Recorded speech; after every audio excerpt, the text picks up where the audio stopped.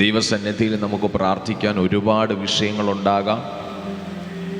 എന്നാൽ നമ്മളെ തളർത്തുന്നൊരു വിഷയം ഉണ്ടാകരുത്.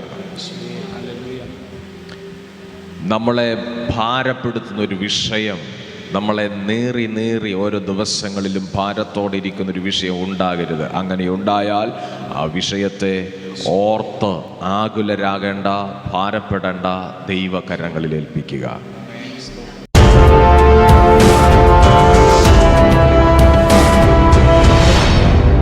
ഒന്നിനെക്കുറിച്ചും വിചാരപ്പെടരുത്. ചേർന്ന് പറയാം, ഒന്നിനെക്കുറിച്ചും വിചാരപ്പെടരുത്. എല്ലാറ്റിലും പ്രാർത്ഥനയാലും അപേക്ഷയാലും, എല്ലാറ്റിലും പ്രാർത്ഥനയാലും അപേക്ഷയാലും നിങ്ങളുടെ ആവശ്യങ്ങൾ സ്തോത്രത്തോടുകൂടെ ദൈവത്തോട് അറിയിക്കത്രേ വേണ്ടത്. POC ബൈബിൾ ഇങ്ങനെ പറയുന്നു, ഒന്നിനെക്കുറിച്ചും ആകുലരാകേണ്ട, പ്രാർത്ഥനയിലൂടെയും അപേക്ഷയിലൂടെയും കൃതജ്ഞതാ സ്തോത്രങ്ങളോടെ നിങ്ങളുടെ യാചനകൾ ദൈവസന്നിധിയിൽ അർപ്പിക്കുകയും.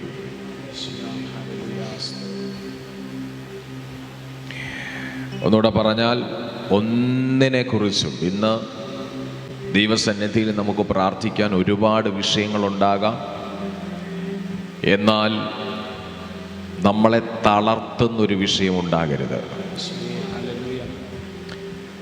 നമ്മളെ ഭാരപ്പെടുത്തുന്നൊരു വിഷയം, നമ്മളെ നീറി ഓരോ ദിവസങ്ങളിലും ഭാരത്തോടെ ഇരിക്കുന്നൊരു വിഷയം ഉണ്ടാകരുത്. അങ്ങനെ ഉണ്ടായാൽ ആ വിഷയത്തെ ഓർത്ത് ആകുലരാകേണ്ട, ഭാരപ്പെടേണ്ട, ദൈവകരങ്ങളിൽ ഏൽപ്പിക്കുക.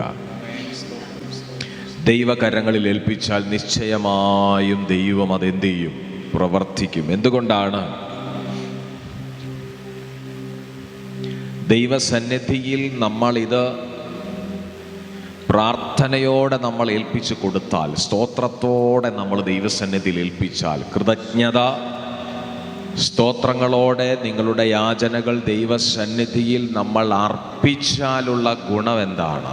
വായിക്കാം. അടുത്ത വാക്യം പറയുന്നു, 7-ാം വാക്യത്തിൽ, എന്നാൽ സകല ബുദ്ധിയെയും കവിയുന്ന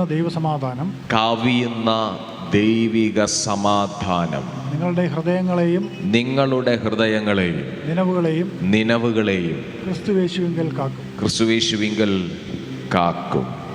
കർത്താവിന് നന്ദിയോടെ സ്തോത്രം ചെയ്ത് POC വെർഷൻ ഇങ്ങനെ പറയുന്നു, അപ്പോൾ നമ്മുടെ എല്ലാ ധാരണയെയും അതിലംഘിക്കുന്ന ദൈവത്തിൻ്റെ സമാധാനം നിങ്ങളുടെ ഹൃദയങ്ങളെയും ചിന്തകളെയും യേശു ക്രിസ്തുവിൽ കാത്തുകൊള്ളും. ഇന്ന് പകൽ അറിയുക, പ്രാർത്ഥിക്കാൻ നാം തയ്യാറാകുമ്പോൾ സമാധാനം ദൈവം തരാൻ തയ്യാറാകും.